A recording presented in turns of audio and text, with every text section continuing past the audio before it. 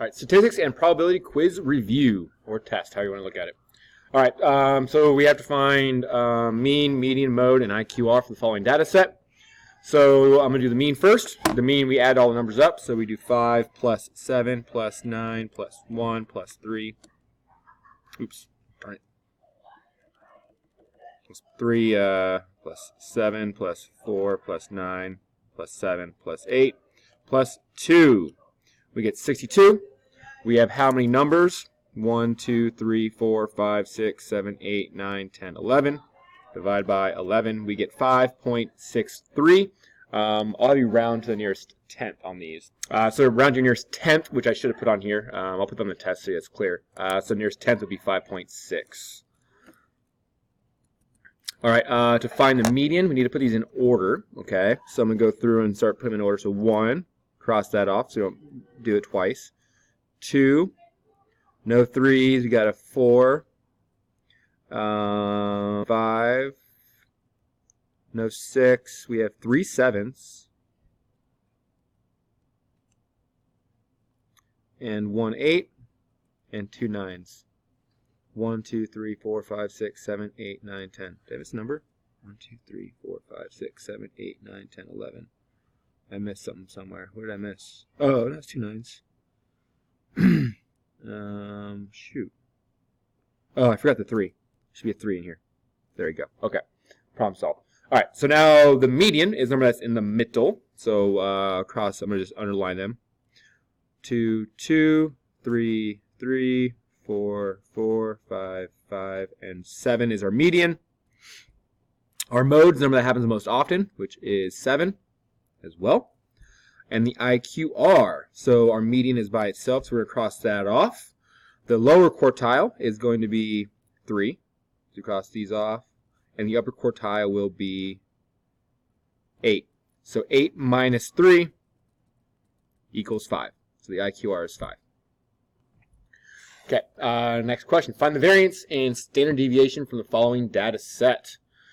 So first thing we have to do is find the average or the mean. So 1 plus 5 plus 3 plus 8 plus 6.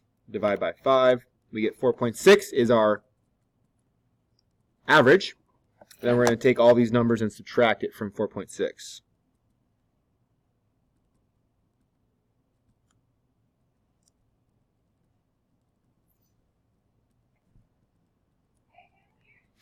All right, so 1 minus 4.6 gives us negative 3. We're going to square that eventually. This is 0.4 squared, negative 1.6 squared. This would be 3.4 squared, and 1.4 squared. And then after we square all these, so here we are. We got negative 3.6 squared. Gives us 12.96. 0.4 squared gives us 0.16. Negative 1.6 squared, 2.56. No, these should always be positive when you square. 11.56. And finally 1.4 squared gives us 1.96. Okay, now to find the variance, we find the average of these numbers. So 12.96 plus 0.16. So you can't really see it, but I am doing, there you go. Plus 2.56 plus 11.56 plus 1.96. Divide by 5 because we have 5 numbers. So our variance is 5.84. And then our deviation is a square root of 5.84, which gives us 2.41. We're around to the 10th, so 2.4. All right. Grades on a math term are roughly symmetric with an average of 73 and a standard deviation of 4.5. Alvaro scored an 85 on the test. Find the z-score of Alvaro's grade. Okay, so the z-score is how far away is he from the mean. So 85 minus 73. He is 12 points away. And the deviation is 4.5 points. So we're going to divide by 4.5, which gives us 2.6667. Round to the nearest tenth, which is 2.7. That one's done. All right, the lifespans of pandas at the San Diego Zoo are normally distributed. The average panda lives 20 years. So I'm going to draw out a little. It's not exactly symmetric, but you know, get the point. And in the middle right here is our average. I'm using this as my chart. Okay, so I'm copying this down mostly. That's our U, our mu, I should say. And then we have 1 deviation up, 2 deviations up, and 3. And then 1 down, 2 down, and 3 down. So our mu, our average, is 20. Our deviation is 2.5. So we're going to add 2.5 all the way up. So 22.5, 25, 27.5, and subtract.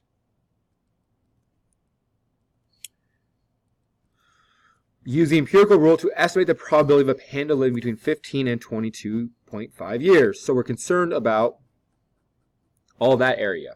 So using this chart, what percent is in each of these areas? Well, you can see that this one is 34%. This one is also 34%. And then our other one is 13.5%. So 34 plus 34 is 68. 68 plus 13.5 is 68, 78, 81.5%. Can't do that in your head. Use a calculator. Okay, 81.5 right there. Okay, 2 more questions left. 4 students took a test and their mean score was 80%. 3 of the students earned a 75, 85, and an 88 on the test. What was the 4th student's score? So we have 75 plus 85 plus 88 plus our 4th student, which I'll use as an X to represent our unknown, equals 80 is our mean. Remember, our mean comes from dividing our total number by 4. So to get back to that number, we have to multiply by 4. So this is 320. 75, 85, and 88 all add up to 248. So it's 248 plus x. So to solve for x, we're going to subtract 248 from both sides. That'll cancel out. Minus 248. What do we get left over? Well, it'll be 72. And there's the answer at the bottom, 72. All right, and mean and median from our data display. So we have an 81. We have 182. 2 83s, 3 84s, and 3 85s. So the median, let's just do that first. So 1, 1, 2, 2, 3, 3, 4, 4. The average of these two numbers. Remember, the average is the number that would be between two numbers, which there's no between 84 and 84. It's simply 84. If you didn't know how to do that, you can do 84 plus 84, which is 168, and divide, and voila, once again. Our mean, so 81 plus 82 plus 83. Sorry, there we go. Can you see all the numbers? So I have 180. We have 3 84s. And so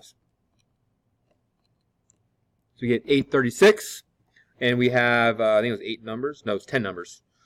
3, 6, 7, 8, 9, 10. So divide by 10. We get 83.6. And we are done.